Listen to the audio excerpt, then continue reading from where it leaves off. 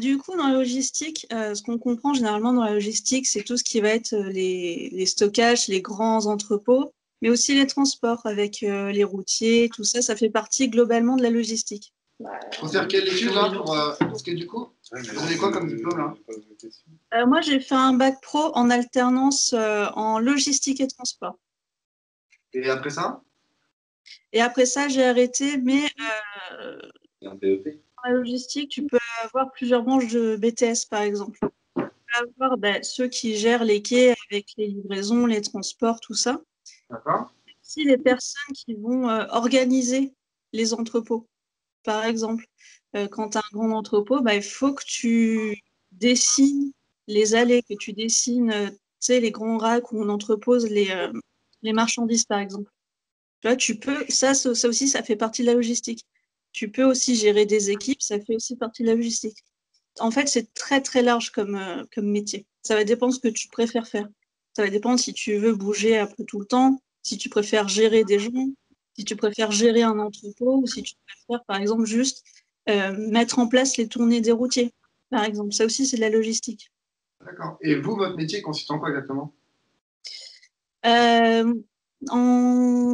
Comment dire? C'est très, très large. Je peux, par exemple, faire de la préparation de commandes avec des commandes qu'on soit, qu'on prépare, qu'on met en carton, qu'on emballe et qu'on envoie. Mais je peux très bien aussi, par exemple, de faire remplir des stocks. Donc, quand on a des livraisons, il faut que j'amène les pièces au bon emplacement dans l'entrepôt et les ranger pour qu'on puisse après plus facilement les récupérer quand on fait des préparations de commandes. D'accord. Là, il y a aussi du coup les chariots, donc les cassettes que j'ai, le 1, le 3 et le 5, qui va nous aider à ranger sur les très très hauts racks où tu as des pièces qui sont à plus de 4 mètres par exemple. Donc je peux faire ça aussi. Mais je peux aussi faire des inventaires, donc juste compter les pièces, voir s'il y a bien tout en stock, s'il n'y a pas un écart, s'il manque quelque chose, si on a quelque chose en trop. Tu as ça et tu as aussi, faut pas que tu n'aies pas envie parce que tu vas pas y arriver, quoi. En logistique, tu dois courir partout, que tu dois avoir un certain rythme pour pas trop gêner, engendrer des frais parce que ceci, parce que là, il y a du retard, parce que c'est vraiment un travail d'équipe et il faut que tout le monde soit assez actif dans ton équipe. Ok, ça marche. Et donc, ça peut être des petites et des grosses entreprises, tu disais, c'est ça?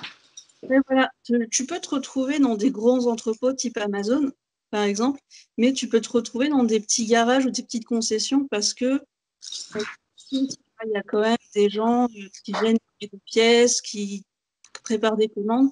Donc, ça peut être de la toute petite boutique qui fait des préparations de commandes de biscuits, type Leclerc avec, vous savez, les courses drive, c'est des préparateurs de commandes.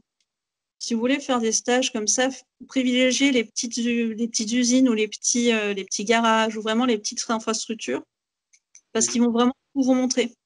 Ils vont vous montrer comment tu réceptionnes ta commande, comment tu prépares ta commande, comment tu dois ranger ta commande, comment, par exemple, tu vas charger un camion. Ils vont tout vous montrer. Ils vont être plus aptes à vous montrer la globalité que juste, tu es Amazon, tu prépares ta commande, tu envoies. Et dans l'idée, ce serait quoi les compétences qu'il faut avoir pour ce métier? On va pas se mentir, tu es debout un peu toute la journée, tu speeds un peu tout le temps, donc il faut que tu sois assez actif et il faut que tu arrives à bien t'adapter.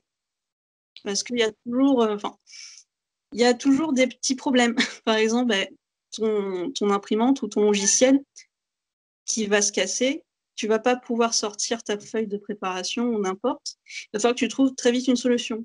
On te demande très vite de t'adapter aux toutes situations.